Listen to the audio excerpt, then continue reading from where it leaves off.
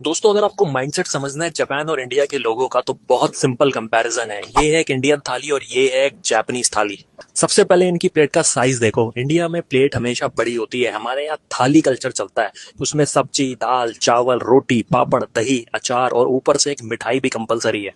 जबकि जापान में प्लेट छोटी होती है, उनका फोकस होता है लेस क्वांटिटी, सिंपल और बैलेंस्ड पोर्शंस पर।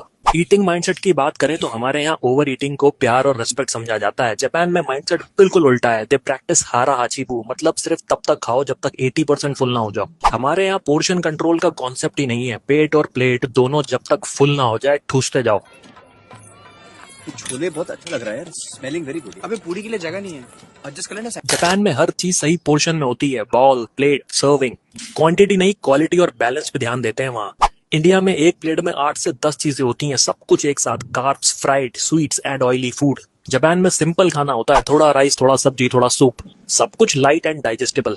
एक और इम्पोर्टेंट चीज है ईटिंग स्पीड। इंडिया में खाना जल्दी जल्दी खाया जाता है, कोई माइंडफुल ईटिंग का कॉन्सेप्ट ही नहीं है। जापान में बिल्कुल उल्टा है, धीरे धीरे आराम से खाना खाते हैं वहाँ के लोग, विदाउट एनी डिस्ट्रैक्शन। और इसका हेल्थ इम्पैक्ट भी बहुत बड़ा है। इंडिया में अपनी ईटिंग हैबिट्स की वजह से हम लोग वर्ल्ड के टॉप 3 ओबीज नेशन में आ चुके हैं। अब इसे कौन ठीक करेगा? मोदी। जापान में कंट्रोल ईटिंग की वजह से वो हमेशा फिट रहते हैं, इसी वजह से उनकी लाइफ एक्सपेक्टेंसी भी लॉन्गेस्ट है। इंडिया में खाने को एक सेलिब्रेशन की तरह देखा जाता है, जबकि जापान में खाना सिर्फ एक फ्यूल की तरह है जिसका काम बॉडी को एनर्जी देना है। अगर आप अपनी हेल्थ को लेकर सीरियस हो तो जापानीज ईटिंग स्टाइल को कॉपी करना स्टार्ट करो। छोटी प्लेट लो, कम क्वांटिटी लो और खाना धीरे धीरे खाओ। और आप खुद नोटिस करोगे कि आपकी बॉडी लाइट फील करेगी, डाइजेशन बेटर हो जाएगा and energy levels naturally high रहेगा।